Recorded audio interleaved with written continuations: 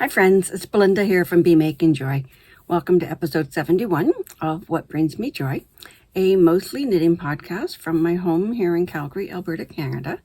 This is where I share my knitting journey with you, what's on the needles, what's just come off the needles, and it's where you can get a sneak peek of some of the things that I'm designing.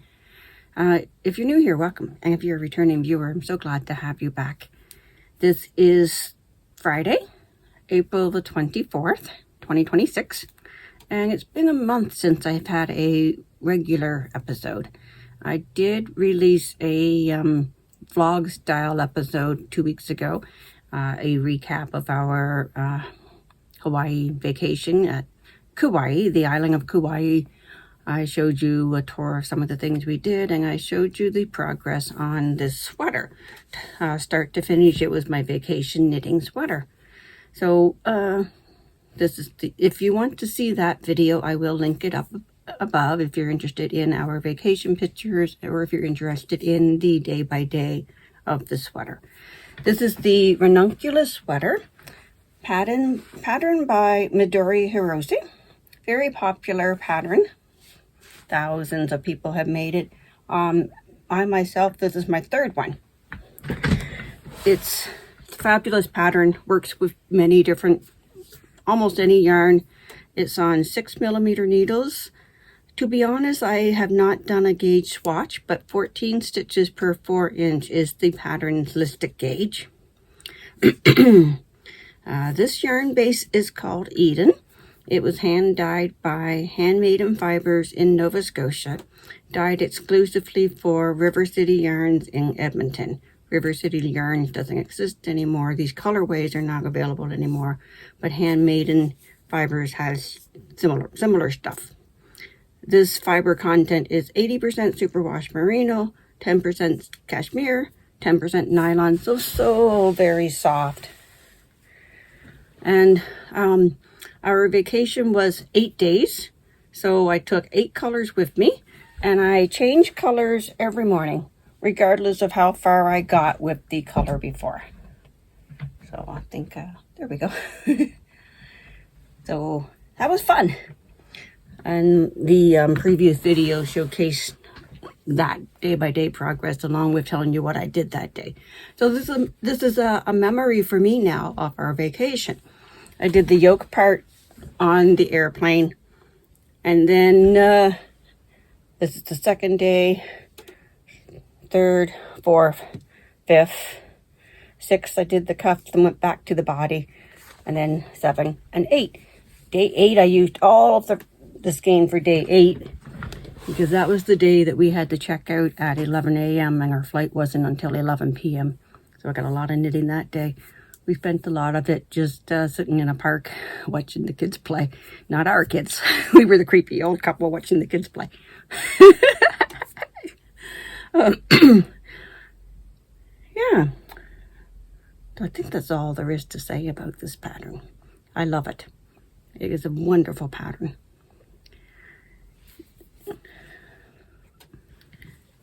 Now, another pattern that I finished knitting since the last episode was the oven door towel hanger that I made for my friend.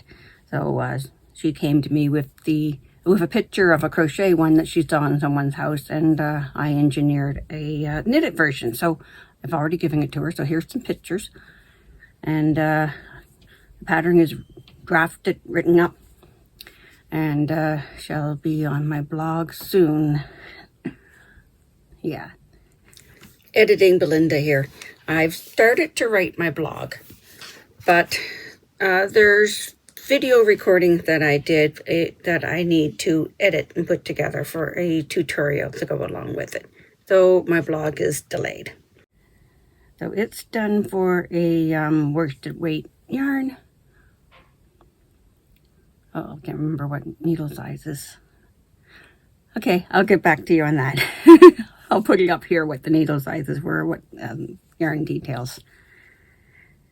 Okay. Other finished objects include 6 more dishcloths. This is my pattern, also available on my blog at bemakingjoy.ca. I'm trying to build up a collection to give away for the summer when we have people coming into town for a Jehovah's Witnesses convention. So I put the pattern free on my blog so that others can also make it up for some gifts. So that's the Three Sisters Mountains in Calgary, Alberta.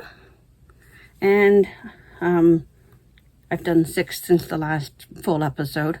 One of them on the treadmill. I've been slack on the treadmill. I've only got 1 finished on the treadmill in the last month.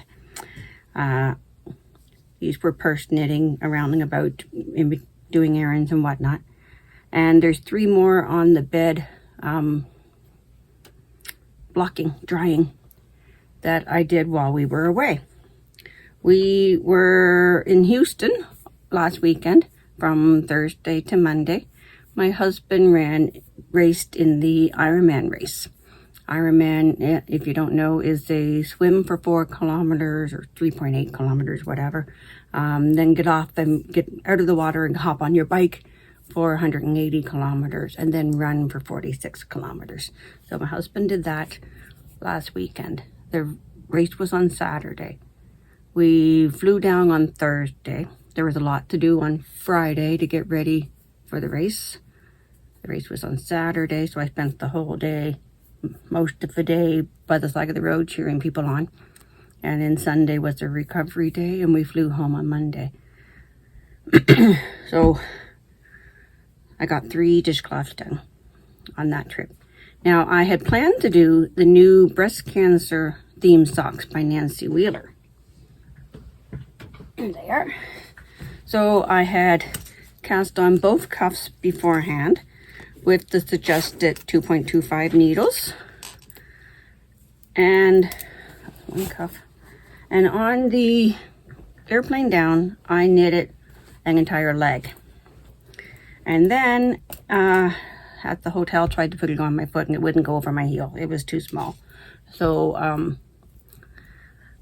my choices, I had no other needles with me, so I couldn't go up a size. So my choices were to wait or to try again with the same needles with a larger stitch count for a larger size, which I started, but which one's which? Now this is the second one. It's a lot wider. So I did start it with 64 stitches. My usual is 56 stitches. But I wasn't feeling it. I decided to just leave it. We were pretty busy too. So I am going to frog this and recast it on with a 2.75 millimeter needle. I'm debating whether I should buy a 2.5 millimeter needle because I often find the 2.25 is too small and sometimes the 2.75 is too big. Maybe I should buy a 2.5. But anyway, I was looking at the other Nancy Wheeler socks that I had made, and I'm pretty sure I did them in a 2.75, and they turned out wonderfully. So I'm going to switch those and work on the 2.75. So the only thing to show you here is the cuffs. Oh, there's a picture of the part that I had to frog, the leg that I had finished. So it's the Nip Slip Socks by Nancy Wheeler. It's her annual fundraiser for breast cancer. She's been doing a breast-themed sock. This is her 4th year. And she fundraises for the Canadian Breast Cancer Foundation every April. So I am definitely interested in getting those socks done. Cat's meowing at me. Can you hear that? I'm going to go see what he needs. Well, that was a long pause. It's now 4 o'clock on Saturday, and there were a lot of distractions before I could get back to you. The cat was meowing because his food bowl was empty, and I could swear I already fed him that morning. He's been eating a lot more lately. He's about 15 years old, I think. We've had him for 10 years, and when we got him, they estimated that he was about 5 years old. The 15-year-old cat, he's showed up on my bed yesterday morning as well, and he hasn't been able to jump on the bed very easily for a while, so a burst of energy and a burst of appetite, I guess. And then as I was getting back settled in to record, my husband came home and he needed my help. Wednesday morning, a big windstorm started up here in Calgary, and first our bear chair, deck chair, Adirondack chair, whatever you call them, flew into the water. We had to fetch out, and then our dock drifted sideways, so we had to grab a rope and tie it to a tree to anchor it. And then, so Thursday, we anchored the tree. Friday morning, my husband got a ratchet strap, and we anchored it a little better. And we also, on Thursday and Friday, along with the heavy wind, had little 10-minute burst of blizzards. It would blizzard for like 10 minutes, and then the sun would come out, and then an hour or two later, it would blizzard, whiteout conditions for 10 minutes, and the sun would come out. But nothing really stuck until overnight last night, and we woke up to this all covered in snow again. But why are we surprised? Every April, we still have snow at the end of April, coming and going. And then we had some things to do, and then he decided we were going to a movie, and then it was supper time, and blah, blah, blah. So it took a while to get back to you. So during that time, I frogged my nip slip sock and started it over again on a 3.25 millimeter needle. And there is a modification to this, if you've noticed. In the first iteration I tried, I did the contrast color for the whole cuff. The pattern is just written for it to be cast on in the contrast, knit one round up the ribbing in the contrast, and then switch to the main color. I had trouble with that. Switching colors on the second row means that on the second row you've got 3 live tails, and the join wasn't fully snugged up yet, so I had trouble with that, especially since the ending and starting stitches on the rows were pearls. So I decided to do the whole cuff in the contrast color on the previous sock, and then doing it again on the larger needle. I used the same yarn, the same strand, which meant now that yarn's not going to do the whole cuff. So I decided to do just half the cuff in the contrast color, and then the other half of the cuff in the main color, and then start in on the leg pattern. And I'm not sure I'm liking that idea. It kind of looks to me like we are missing a pair of boobs up there, but it doesn't look right to me. So I'm going to frog it again, and maybe I'll try again with that little pop of color with the 2 rows. Maybe I'll try 4 rows of the pop of color. Maybe that will be enough for me to have been able to tighten up that join and then switch colors. Or I'll do the contrast color all the way to the end of the cuff, to the starting leg. Still thinking on that. I'll have to have a look at some pictures on Ravelry of other people's projects and decide on that. Okay, so while fighting jet lag after my trip, I got caught up on my temperature scarf. While watching TV, I had some TV watching to catch up on, because I watch my TV on the CTV app and the Global TV app, which are free apps, but the programs only stay on the app for a week after they air. So I had to catch up on my shows before they disappeared. So I managed to get my temperature scarf caught up to April 14th. So those 2 strips of red were Monday and Tuesday, where it got up above 20 Celsius. And I'll try and grab my needles so they stop rattling. 20 Celsius is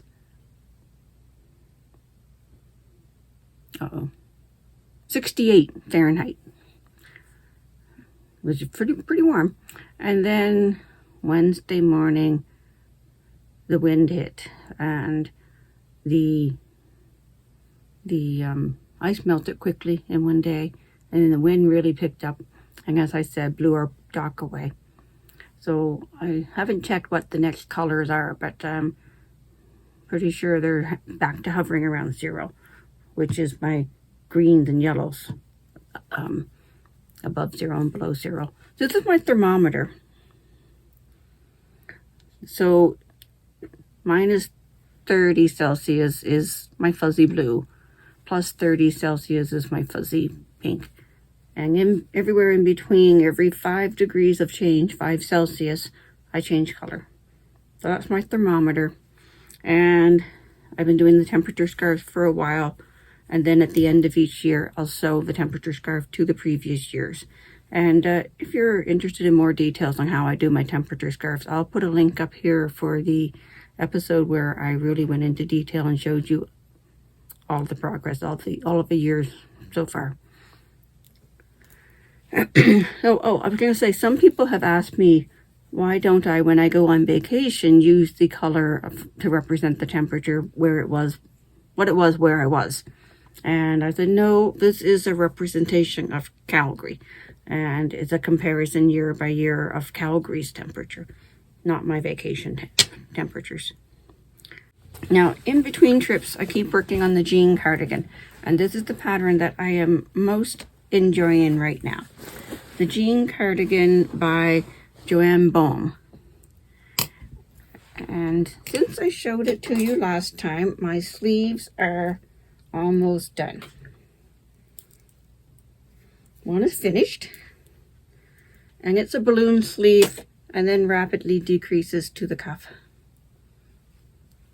So the other one is ready, I think, ready to decrease for the cuff.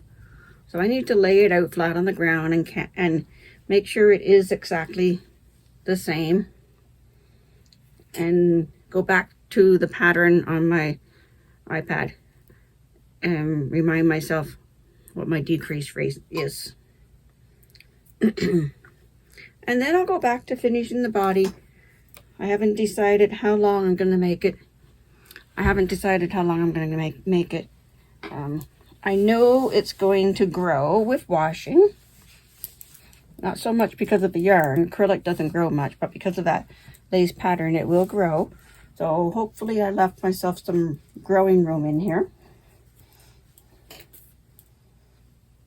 And then I'll go back to the body. I might block it before I do the body, and then I can see how much it grows and decide how long I want it. And then it also has a button band and a collar afterwards. So I'm enjoying this. Yeah, I didn't do a gauge watch, so I'm flying by the seat of my pants, but I think I have a pretty good estimate of how much it will grow. Or it will grow more than I estimate. We'll see. Stay tuned to see my folly. Okay, I'm tangled. Now, this is my hockey knitting project. This is the bag I take to the hockey arena. It's the exact maximum size dimensions of a bag allowed. And security has to look inside every time. But they have no problem with my knitting needles. So I've been to 1 or 2 games. I think maybe 1 more game since I last showed it to you. And then I finished it up at home, the panels at home. So now both panels are done, ready for assembly. And the side strip / carry handle, that it goes around both panels and makes a handle. And I'm showing it to you upside down. These are hockey sticks. So I need about 2 or 3 more inches on my side strip, and then I can block the pieces and assemble it all. This I am using hat trick yarn on the sock NATO base from Ancient Arts Yarns. Fingering weight. This is my own pattern that I designed. I published a couple of years ago. It's the Stadium Sit-Upon pattern, and I have graphs in that pattern for several different sports balls: football, basketball, soccer ball, a plain round ball like a dodgeball, and yeah. So I am making this one to submit to the crafts showcase at the Calgary Stampede this year. So I will let you know. I will show it to you when it's complete. I will let you know how things go in the showcase. And I've started on another project to enter into the showcase. You haven't seen this yet. It's, see the maple leaf theme? Can you see the maple leaves? So this is a cardigan. It's a pattern that I wrote when I took the Professional Knitwear Designers Certification class. Now I'm getting around to actually knitting it. So this will be one front. That's ready for the next shaping. Not sure where this lands. It's going to be a drop shoulder construction. So it's ready for the next shaping. This was kind of my swatch, and now I just picked it up and got back onto it for the pattern. So my working title for this is Maple Leaf Cardigan. And this year's theme at the Crafts Showcase at the Stampede is Glowing Hearts. And I think this fits perfectly without getting too political, I hope. Canada's national emblem is a maple leaf, which in the fall in eastern Canada, all the maple leaf trees, the leaves turn beautiful shades of orange and red. I absolutely love it when that happens. Don't get to see it very often because we don't have maple trees out west, but the maple leaf is on the Canada flag. It's an emblem for Canada in every situation. So I am using a worsted weight yarn. I'm using Lion Brand Pound of Love. And a worsted weight acrylic yarn. I would love to make it in a Canadian yarn, a Canadian wool. I'm going to look into that.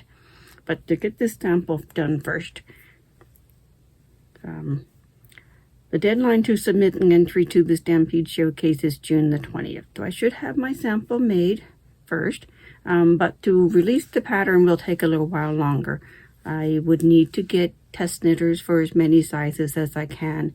I would need to get the pattern tech edited. So it should be ready for late summer, early fall. So I've shown you 3 finished objects and 5 works in progress. So it's time to update my WIP count list. The only works in progress that I haven't shown you is my tablecloth or placemat that I plan to make to match my Grammy's tablecloth pattern that I released a few years ago. I haven't touched that one in a few years. It's not even on needles anymore. It's not even as readily accessible to show you. So I should really just put it into hibernation.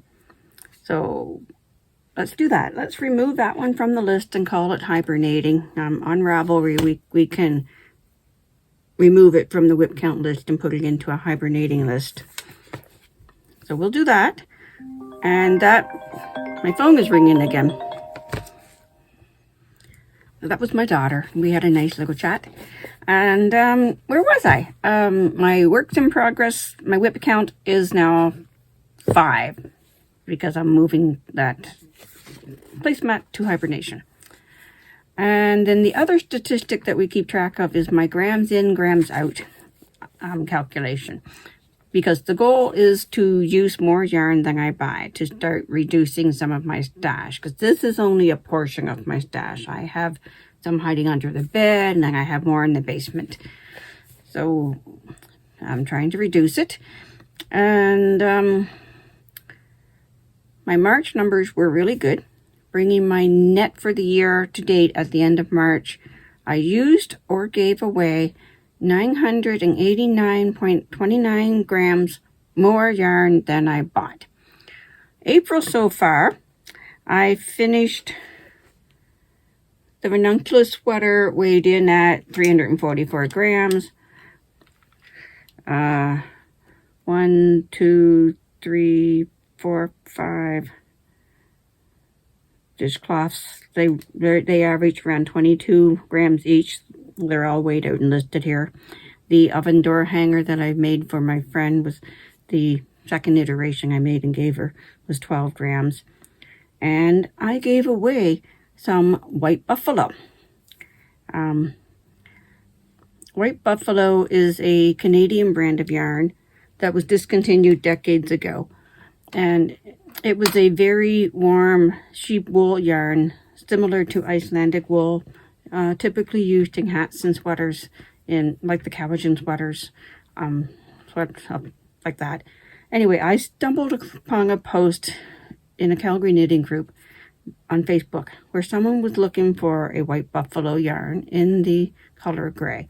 The name buffalo has nothing to do with the bison buffalo. It's a sheep wool. So she was looking to finish off an old garment, and I happened to have some gray, so we met up to see if it matched, and it was close enough that she can maybe blend it in. I hope so. You might remember a year or two, I got a bag of yarn from a friend when she was cleaning out her mother's house, I think. And it was old stuff. It was like in Woolworth's bags and Eaton's bags and Sands. These are all department stores that don't exist in Canada anymore. So I feel really good about being able to give someone else that white buffalo yarn to use. So that was 227 grams. I did buy 2 skeins. So that's 200 grams I brought in. So my net for the month of April so far is I have used or given away 517.62 grams more than I bought. And my total for the year is 1,506 grams and 1,506.91 grams used. I feel really good about that. Now, those 2 skeins, 200 grams skeins that I bought, my acquisitions, they were 2 skeins that I bought at the Calgary Fiber Shindig, an event a couple of weeks ago with about 30 vendors, small businesses, artisan businesses, hand dyers, notion makers, etc. So the first one I bought was this hot pink. Where is the skein? This hot pink that I used in the Nip Slip socks. It was from Mary Margaret Fibers, hand dyed in Strathmore, Alberta, which is just outside of Calgary. Let's see, hot pink, fingering weight yarn, 75% superwash merino, 25% recycled nylon. And then the other skein I bought with no plans at all. It just kept catching my eye. Like I came back 3 times looking at it. It's from Creations Miss Couture. Hand dyed in Leduc, Alberta, which is just outside of Edmonton. Is there a colorway written on here? I don't know. I'll grab my glasses and look closer in a second. But it's a BFL sock. It's 75% BFL. That's a blue face Leicestershire sheep. And then 20% nylon. Let's see if the color has a name.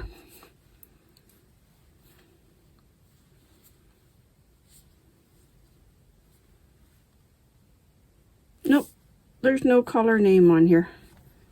But you know that purples and blues are my colors.